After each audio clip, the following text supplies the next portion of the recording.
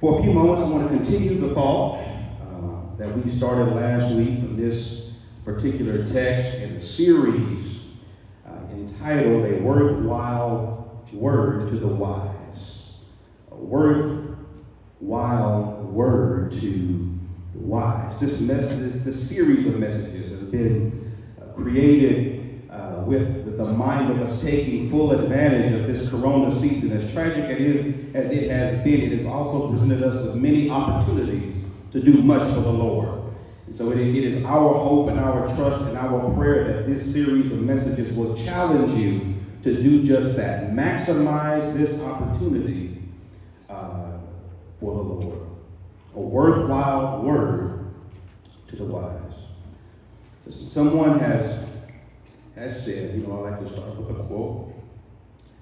Someone has said the only piece of eternity we'll ever hold in our hand is the opportunity at hand right now.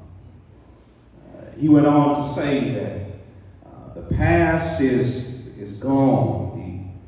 The future has not yet arrived, and we will never have any time like the present. You don't need me to tell you that we cannot reverse time. We cannot rewind it. And as much as we love to recycle everything, as much as we live in a day and time where we like to recycle, you cannot even recycle time. I said all of that to say that all that you and I have is right now. And that seems to be the general idea, general teaching of the particular one or two verses that we are going to expound upon and explore this morning. Now, if I could just quickly jog your memory, you recall that the book of Ephesians is one of the letters that the Apostle Paul written while he was in prison. It was written to a predominantly Gentile or a predominantly non-Jewish congregation of believers that were as dysfunctional as they were when Paul found them would go on to be a poignant, pivotal, powerful influence in the life of the church and the spreading of the gospel. But as Paul pens this epistle, the walk of believers in this church was being subverted by the shallow and the shifty spiritual influences that saturated the city and the countryside. And like even today, many within the congregation there at Ephesus, many of them were losing the battle and they were giving in. They were succumbing. They were buckling under the pressure and the struggle to live in a way that glorified God in a society that was living without God.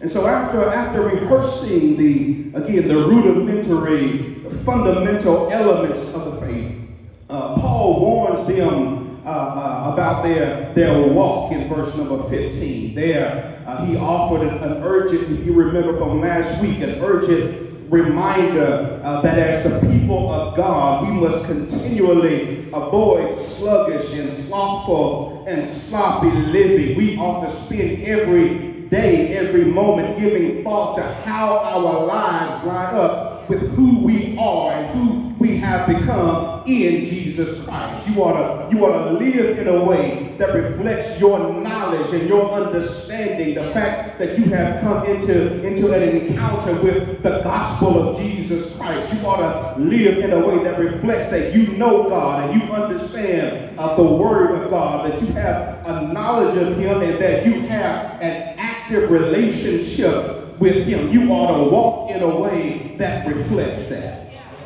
And being in verse number 16 of the text, we pick up here, and Paul, he connects a wise walk with wise use of time. Paul suggests that walking with godly wisdom, as we discussed last week, and not as a worldly fool, is evidence. It is executed. It is manifested in making the most of your time.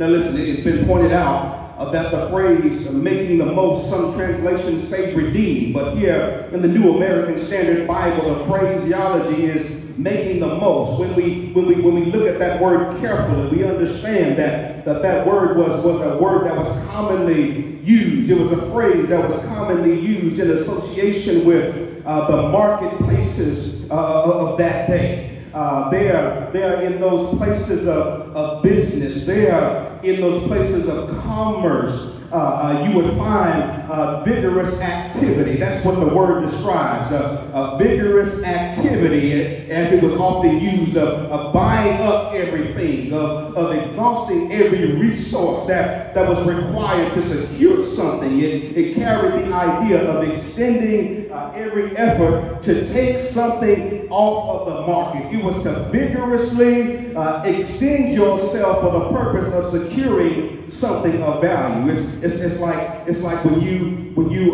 go to Target and Walmart on Black Friday. It's amen. Every year, praise the Lord, somebody getting stomped on and trampled on, somebody getting run over, somebody's getting shot at, somebody getting cut or stabbed or run over, because people are feverishly going after goods and services. Are you understanding what I'm saying? And so that's an image of what Paul is describing here with this concept of making the most of time. It carries the idea of feverishly going after something to snatch it up before it's gone. And so the phrase "making the most" was used to describe, again, the exchange of things of value. In that day, it was used to describe the exchange of things of value, whether it be food, whether it be craft, whether it be services. Watch this now, while they were available. In fact, the word Paul chose to use here for time includes within it, particularly within this context, a sense of urgency. It refers to an appointed season that comes and goes. It refers to a fixed window of time that opens and closes. And so when you put all of that together in this context, Paul challenges those who are in fact the wise. Paul challenges those who are walking as the wise, those who have relationship with God, those who have an understanding and a knowledge of God. He challenges us and he challenges them to pursue faithful, God-centered use of their time while there is time. Said another way, Paul challenges them, watch this now, to make the most of every opportunity with God in mind. Make the most of every opportunity, praise the Lord, looking to the Lord.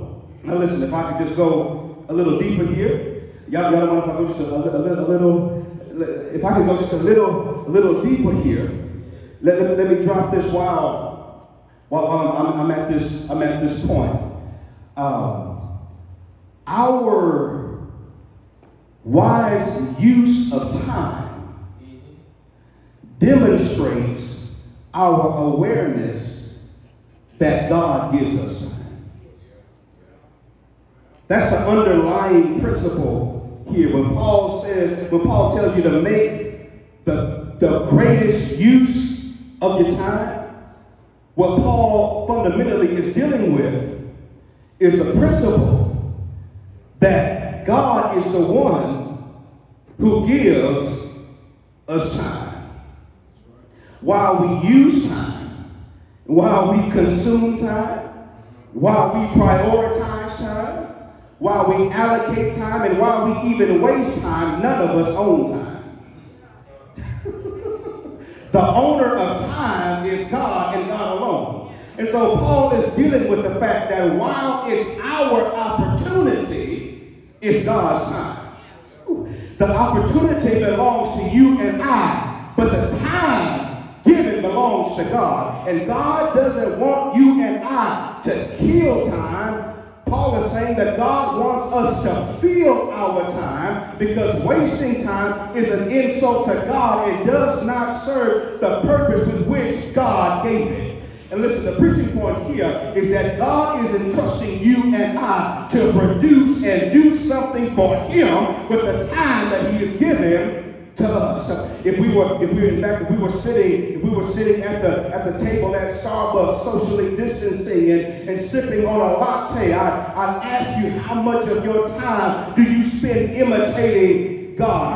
How much time have you spent imitating God lately? How much time have you spent introducing God to your loved ones lately? How much time have you spent increasing your knowledge of the word lately? How much time have you spent interacting with God in prayer lately? How much time have you spent taking advantage of the opportunity that God gives you with time? That's what Paul, I don't know if that makes any sense to you, but that's what Paul is trying to help the Ephesians and even you and I understand. God gives you time, but you have to make the opportunity with the time. You have to take advantage of the opportunity, considering the time that God is giving you. Are you understanding? Are you understanding what I'm saying? And so the question has to be asked, in this season of coronavirus and COVID-19, some of us have more flexibility and more time than we've ever had in our lives. We've had more time for self than we've had in the last decade. But how much of that time has been turned into an opportunity to glorify God and to grow in God? How much of that time is being spent honoring God and serving God? How much of that time has been spent expanding the borders of the kingdom and growing in your personal faith? Paul says, make the most of the time. Turn the time into opportunity. Then Paul explains his urgency and his push. He helps us understand why we need to hurry up and get on it. Paul says, maximize the opportunities which are created constantly because the days are evil. Put another way, Paul says, take advantage of the opportunity, watch this now, created by the evil days. Now listen, it's worth pointing out that Paul is not urging us to action here in this particular context because of the time. No, Paul is urging us to act because of the times. Paul ain't saying hurry up because time is running out. Paul is saying hurry up because of the times we are in. It's worth pointing out here, and let me help you understand that. In other words, Paul is saying, because of the times we are in, I need y'all to hurry on up and take advantage of every opportunity. What's Paul talking about? Listen, it's worth pointing out that earlier in this letter, Paul refers to the days that they are in as evil because many living in that day and in that time were under the influence of the prince of the power of the air that opposes the very nature and the very person of God. And as a result, Ephesus was characterized, the region, the area, the city was characterized by its corruption and by its immoral living. And the reality is that the Ephesian Christians were surrounded by paganism. They were surrounded by immorality. They were inundated with heresy. They were living in evil times. And Paul says, because you are living in evil times, because of the times that you are living in, I need you to take advantage of every single opportunity. Listen, the preaching point here is that while Paul warns them to not indulge in the times, he does challenge them to engage in the times. Let me just cut across the field right here and say it this way and then come back to what I want to say. And there is no such thing, a Christian that is so holy and sanctified that he or she can't be bothered with those sinners. does absolutely no good to God.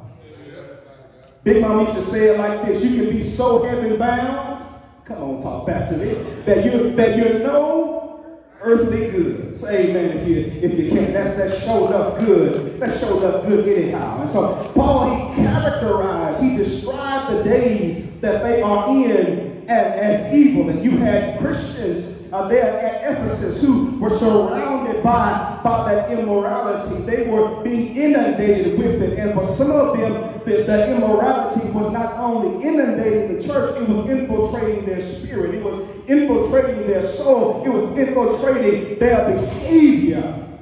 But Paul warns them. He says, listen here, don't indulge in the times, but make sure that you engage in the times. In other words, they were challenged to live wisely. They were challenged to live with a life that was focused and centered on the Lord for the purpose of impacting and influencing those that were not.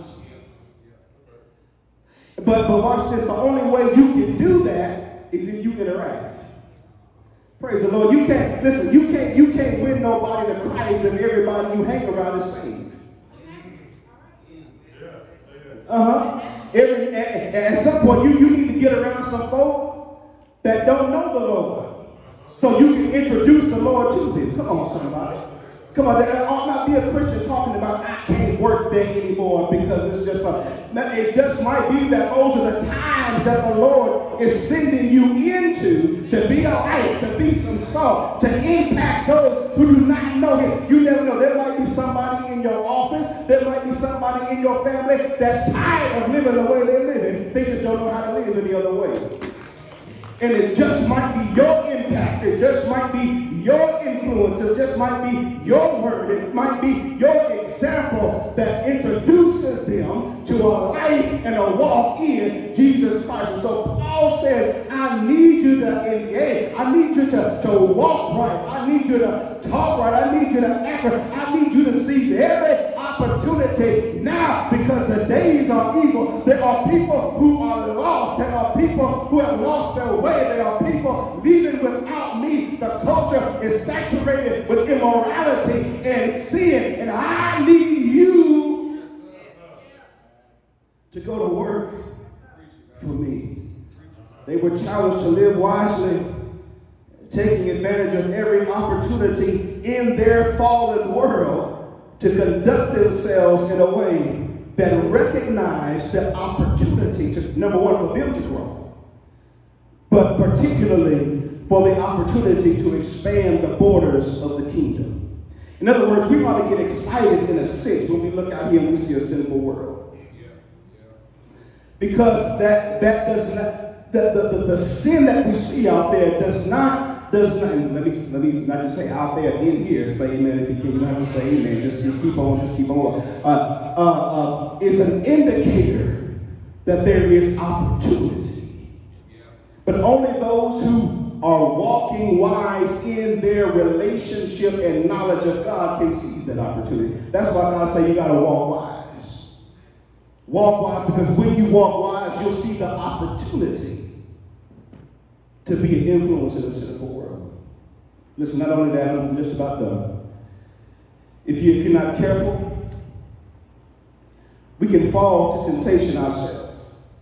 I believe primarily the big picture that Paul is dealing with here is the Ephesians' impact on the world around them. But the reality is that if you're not careful, you can find, we can find ourselves fall into temptation as well. And if you're not careful, we can be derailed from our own purpose when we allow the world to infiltrate and influence us. That's why, I had a little more time, I talked about the fact that's why spiritual apathy is so dangerous in the world today. Not just in the world, but particularly in the church. I'm convinced, people want to talk about heretical teaching and all of this false teaching. While that may exist, but what's going to kill the church is not heresy. What's going to destroy the church is apathy. It's when people get lax, just get lazy. They stop really caring about the things of God, developing and growing spiritually and expanding the borders of the kingdom. And so we have to guard against spiritual apathy. Without some careful consideration to how we walk, not only can we miss out on the important opportunities to do good, but you and I can miss out on the will of God for our own life. So Paul says, walk in wisdom, not as fools do. Make the most of every opportunity. And listen, in case you haven't figured it out, you have opportunity every day. There are opportunities that present themselves. There are seasons that present themselves. There are windows that open and close every single day. There are seasons that come and go every single day of your life. So Paul says, walk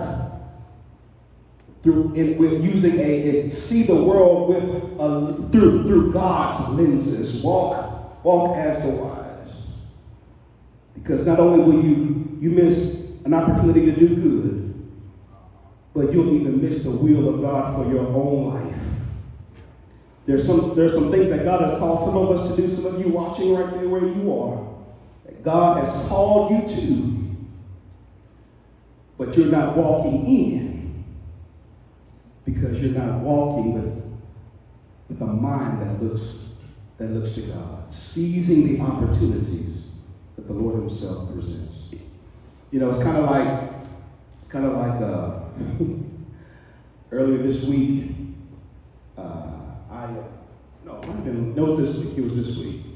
I took Julian to the barber shop. He looked like a new person. He had a little mini afro going. He looked like I'm still getting used to it. I've been so long looking at him with that hair. And you know, Lataria finally gave us permission to go. She's been a superstar about keeping the house, you know, on lockdown and everything. And so she finally gave the green light. So I took him to the barber shop. Anyway, on the way, you know, gas went up this week. Yeah, it did. Anybody? Yeah, all right. I got used to them, you know, 2001 gas prices. I like that, you know. But anyway, so I'm driving up 635 to take me to the barber shop, and I see a gas station, it's a Valero, $1.33. And I said, glory to God. But I got to be at the barber shop in 15 minutes. And I don't know what's up the road. And it's my appointment. He's doing good to get us in. I don't want to be late. I'll get it when I come back. Went on to the barber shop. Got Julie looking good. Come on down 635, and I know what exit to take. I take the exit. I look over, $1.55.